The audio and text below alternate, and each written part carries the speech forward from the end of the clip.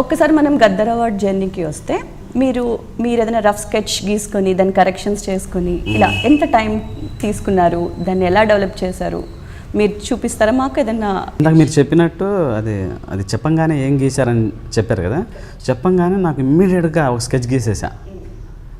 చూపిస్తాను మీకు ఒక్క నిమిషం. ఇదండి చూపించాను. ఇదండి. సో ఇప్పుడు ఇట్లా గీసుకున్నాను.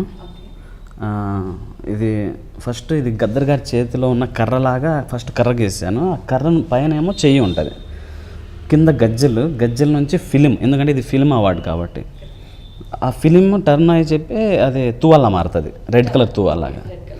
అండ్ ఆయన డప్పు, ఎందుకంటే ఆయన పాటలు పాడేటప్పుడు డప్పు ఎక్కువ యూజ్ చేస్తారు కదా, అంటే ఆ డప్పుతోనే ఒక రెవల్యూషన్ తీసుకొచ్చారు కదా. సో అందుకనే అది కావాలని చెప్పి ఆ వైబ్రేషన్ కావాలని డప్పు వేసాను ఇక్కడ.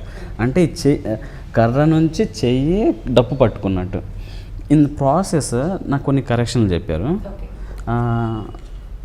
సో ఇప్పుడు ఏం చేశారంటే గజ్జల్లో తీసి ఈ కర్ర ప్లేస్లో డైరెక్ట్గా చేసాను.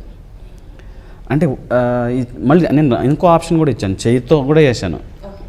చెయ్యి వేయడానికి రీజన్ ఏంటంటే ప్రతి ఒక్కళ్ళు మన జీవితం మన చేతిలో ఉంటుంది అంటారు కదా, అలాగా ఈ అవార్డు తీసుకోవడానికి వచ్చే స్టార్లందరూ కూడా వాళ్ళ జీవితాన్ని వాళ్ళ చేతులతో షేర్ చేసుకున్న వాళ్ళే.